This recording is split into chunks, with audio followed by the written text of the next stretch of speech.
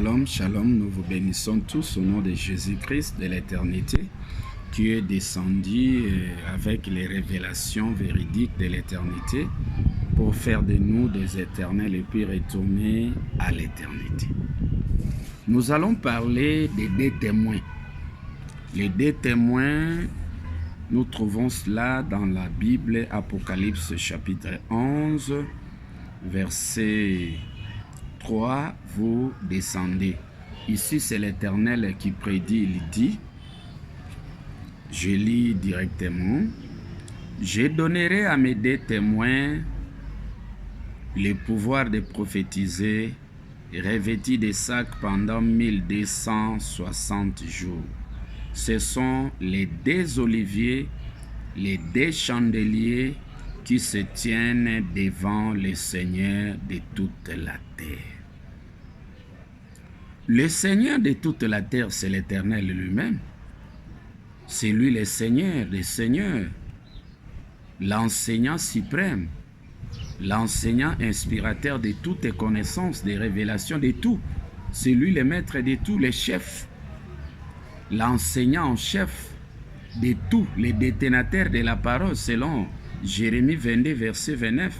Terre, terre, terre, écoute la parole de l'Éternel. Alors, les deux témoins, ce sont les deux pasteurs, les deux Zoïens, les deux anges. Là, c'est Gabriel et Michael. Gabriel, c'est Christ, Michael, c'est Dieu. Les deux témoins ici, ça c'est le règne de la première venue. C'était une promesse, c'était une prédiction. C'est-à-dire que l'Éternel avait déjà donné une promesse que pendant le règne de l'éternité, il allait remettre, confier à Dieu et à Christ son enseignement spirituel véritable de l'éternité, pouvant leur permettre à enseigner, puisque à l'éternité, il y a des nations. La nation de Christ, la nation de Dieu, il y a des Zoïens, il y a des peuples, peuple de Christ, peuple de Dieu, disciples de Christ, disciples, il y a des anges, les deux chérubins qui tournoient l'épée pour faire entrer les élus à l'éternité, au paradis, et ce sont là les deux témoins. Les deux témoins, c'est Christ et Dieu. Ça dit que l'Éternel nous enseigne au travers de Christ, l'Éternel nous enseigne au travers de Dieu. Les deux témoins, vous allez les trouver, ce sont là les deux chérubins qui est écrit dans à Psaume chapitre 99, verset 1. La Bible dit, l'Éternel règne, il est assis sur les deux chérubins. L'Éternel est assis sur les deux chérubins. Les deux chérubins, c'est Gabriel et Michael, c'est Christ et Dieu. Gabriel, c'est Christ, Michael, c'est Dieu.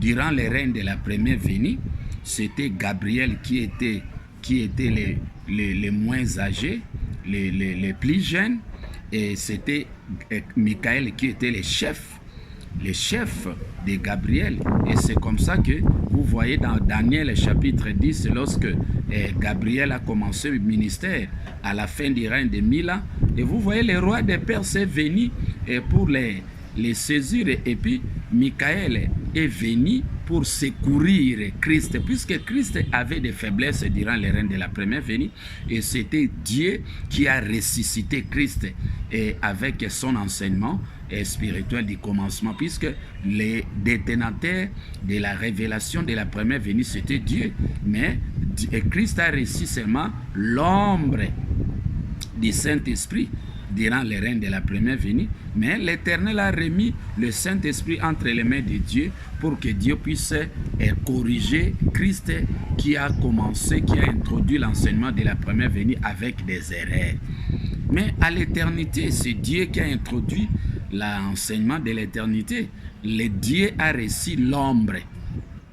Vrai Saint-Esprit de l'éternité, c'est Christ qui a reçu véritable révélation de l'éternité. Mais celui qui a introduit l'enseignement de l'éternité, c'est Dieu. Et aujourd'hui, Christ vient pour clôturer. C'est comme ça que Christ ressuscite Dieu à l'éternité, puisque à l'éternité, Dieu est malade, puisqu'il a mélangé son enseignement de l'éternité avec des pensées humaines.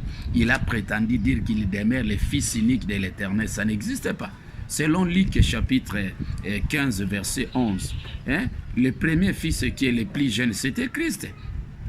Il dit à l'Éternel, donne-moi la part des biens qui doit me revenir.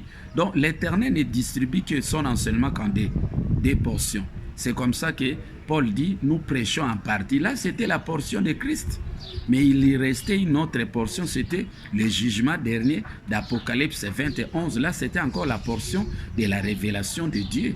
Et Dieu devrait enseigner cette révélation. C'est comme ça que Christ, comme il avait introduit l'enseignement de Dieu de la première venue, il dit, il vous est avantage que je m'en aille pour que les propriétaires de la révélation de la première venue puissent venir, les consolateurs, un autre consolateur. Christ était là consolateur pour introduire l'enseignement de la première venue. Dieu est venu achever avec l'enseignement de la première venue. Il a corrigé Christ. C'est comme ça qu'il a dit, Christ, donc Dieu l'a ressuscité. Mais Christ était mort dans les mélanges. Et à l'éternité, Dieu est mort dans les mélanges. Christ est venu avec la révélation véridique pour corriger maintenant l'enseignement que Dieu a introduit avec les erreurs. Les deux témoins, ce sont là les deux oliviers. C'est Apocalypse 11, 3. Les deux oliviers, c'est Christ et Dieu. Et vous allez voir, ce sont là les deux chandeliers. Les deux chandeliers, c'est Christ et Dieu. C'est Jacob et Ésaü. Ésaü, c'est Christ et Jacob, c'est Dieu. Celui qui a commencé le ministère, c'était Ésaü, selon Genèse 25. Les deux fils qui se heurtaient dans les ventres de leur mère. Là, les deux fils étaient chez leur maman, les messagers du 7e âge. Mais c'était les deux fils de l'Éternel, les deux Zoïns, les deux femmes sages d'Exode chapitre 1, 15. C'est Christ demeure la femme sage. Et Dieu aussi demeure la femme sage. Mais ce sont là les deux témoins que l'Éternel a confié son enseignement spirituel véritable de l'éternité. Et ce sont là les deux Zoïns, les deux chérubins, les deux pasteurs, les deux témoins, les deux oliviers. Il y a Christ et Dieu. Et aujourd'hui, nous avons affaire avec les deux oliviers. Les deux oliviers, c'est Christ. Mais ce sont les deux oliviers en chef. Ce sont les deux anges en chef, puisque les messagers des âges aussi, on les appelle aussi des oliviers. Et puis des anges. Les 7 anges de l'Église. Là, on parle des messagers des âges, des différents âges de l'Église. Mais quand on parle des deux anges, là, on parle de Christ et Dieu. Quand on parle des deux Zoïns, là, c'est Christ et Dieu. Et durant les règnes de la première venue, Dieu était le chef de Christ.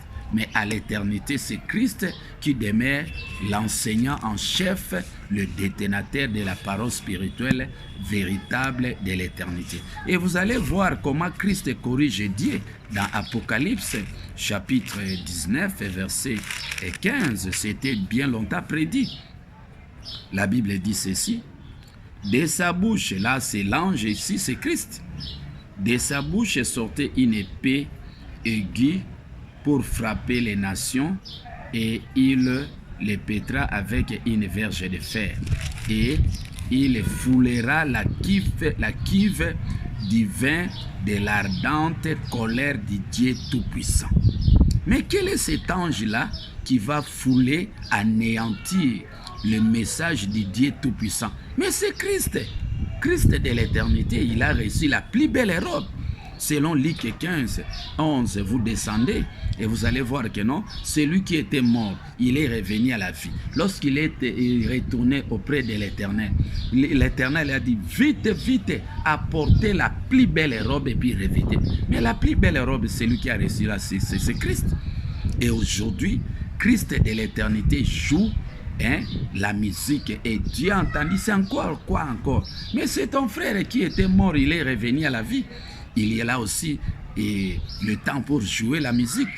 Mais Dieu prétend de dire que non, il n'y a pas des messagers au même moment.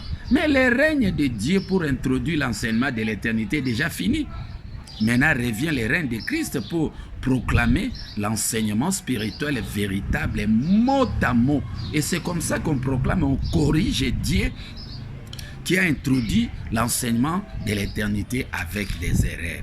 Les deux témoins, les deux Owen, les deux Olivier, les deux chérubins, que l'Éternel vous bénisse. C'est l'Éternel manifesté au travers Antoine Lobola, Christ en RDC. Nous vous invitons à amasser les révélations de l'éternité pouvant vous permettre à devenir des éternels. Que l'Éternel vous bénisse.